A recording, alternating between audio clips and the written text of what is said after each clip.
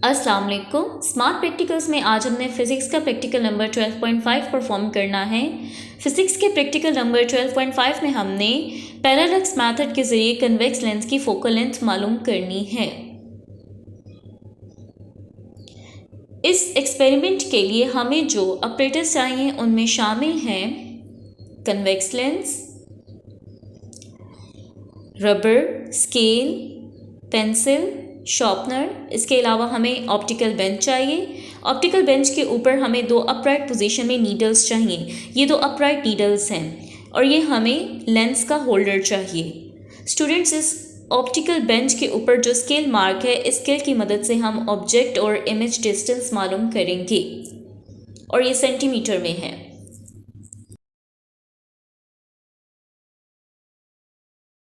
Students, सबसे पहले हम कन्वेक्स लेंस की फोकल लेंथ मालूम करेंगे।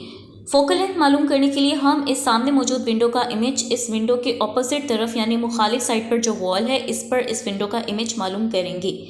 आप देख सकते हैं कि विंडो का इमेज कन्वेक्स लेंस की मदद से इसकी ऑपोजिट वॉल पर हासिल कर लिया है और स्केल की मदद से इमेज और कन्वेक्स लेंस के दरमियान फासला वो मैंने मेजर किया, वो 19 सेंटीमीटर आया। स्टूडेंट्स, ये आपने इमेज देख रहे हैं ऑपोजिट वॉल पर और ये 19 सेंटीमीटर के फासले पर कन्वेक्स लेंस मौजूद है। लिहाजा कन्वेक्स लेंस और इमेज के दरमियानी फासला वो 19 सेंटीमीटर आया है, जो इसकी अप्रॉक्सीमेट फोकल लेंथ है। हमने कन्वेक्स लेंस की अप्रॉक्सीमेट फोकल लेंथ जो मालूम की थी वो 19 सेंटीमीटर थी। अब हम पैरेलक्स मेथड के जरिए कन्वेक्स लेंस की फोकल लेंथ मालूम करेंगे कि वो क्या आती है। इसके लिए ऑप्टिकल बेंच के ऊपर दो अपराइट नीडल फिक्स की। एक नीडल को मैंने ऑब्जेक्ट नीडल का नाम दे दिया है। जिस नीडल को मैंने ऑब्जेक्ट नीडल का नाम दिया है इसके ऊपर मैंने पेपर लगा दिया है और दरमियान में मैंने कन्वेक्स लेंस फिक्स कर दिया है और इसके दूसरी तरफ मौजूद नीडल को मैंने इमेज नीडल कंसीडर कर लिया है। अब कन्वेक्स लेंस को 50 सेंटीमीटर पर प्लेस कर दिया है। ऑब्जेक्ट नीडल को हमने कन्वेक्स लेंस की जो अप्रॉक्सीमेट फोकल लेंथ यानी 19 सेंटीमीटर थी, इससे ज़्यादा फासले पर हमने प्लेस करना है, इसलिए ऑब्जेक्ट नीडल मैंने 97 सेंटीमीटर पर प्लेस की और कन्वेक्स लेंस 50 सेंटीमीटर पर है। अब इन दोनों के दरमियान जो फासला है यानी ऑब्जेक्ट नीडल और कन्वेक्स लेंस के दरमियान वो 47 सेंटीमीटर बन रहा है। अब हमने लेंस के दूसरी तरफ जहाँ इमेज नीडल रखी है, अब हम ऑब्जेक्ट नीडल का वो इमेज जो लेंस के दूसरी तरफ इस तरह देखेंगे कि वो हमें इन्वर्टेड नज़र आए।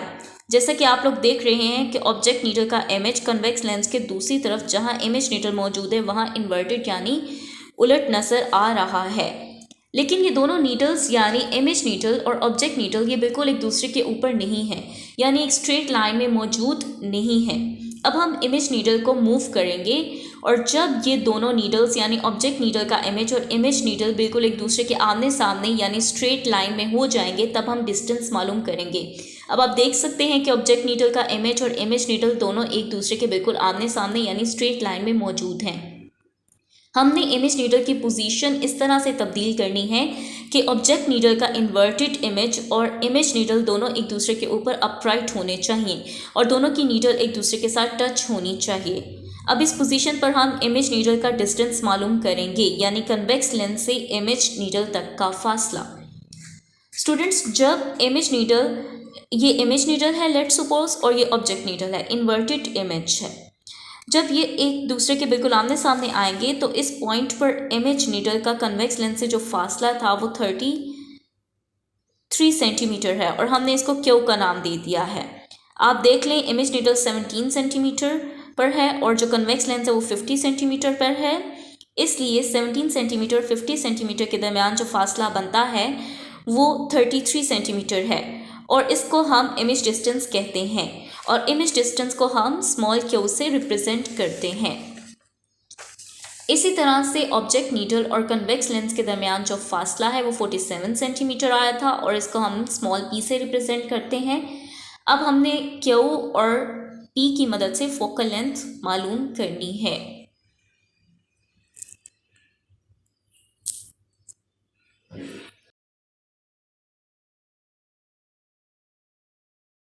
सबसे पहले हम लेंस फार्मूले के ज़रिए फोकल लेंथ का फार्मूला निकालेंगे। सो लेंस फार्मूला हमारे पास होता है 1/f = 1/p + 1/q। हम जब LCM लेंगे तो हमारे पास 1/f is equal to Q plus P divided by P Q आ जाएगा। f मालूम करना है तो हम इक्वेशन को उलट देंगे तो हमारे पास P Q divided by Q plus P आ जाएगा। तो ये हमारे पास फार्मूला, इसके ज़रिए हम फोकल लेंथ मालूम करेंगे। पहली जो ऑब्जर्वेशन ली उसमें ऑब्जेक्ट नीडल 97 सेंटीमीटर पर थी, लेंस 50 सेंटीमीटर पे था, इमेज नीडल हमारे पास 17 सेंटीमीटर पर थी। जब हमने डिस्टेंस मालूम किया तो स्मॉल b हमारे पास 47 सेंटीमीटर आया और स्मॉल q हमारे पास 33 सेंटीमीटर आया। अब हम फोकल लेंथ के जो फार्मूला है P Q divided by Q plus P, इसकी मदद से जब हम फोकल लेंथ मालूम करेंगे तो हमारे पास 19.38 सेंटीमीटर आएगी, जो कि अप्रॉक्सीमेट फोकल लेंथ हमने शुरू में मालूम की थी उसके बराबर है। वो हमारे पास 19 सेंटीमीटर आई थी। इसी तरह हम 3 वैल्यूज़ लेंगे और इनका मीन फोकल लेंथ जो है वो हम मालूम करेंगे। तो रिज़ल्ट हमारे पास क्या आया कि कन्वेक्स लेंस की हमारे पास जो फोकल लेंथ है वो 19 सेंटीमीटर या 19.3 सेंटीमीटर हमारे पास आई है।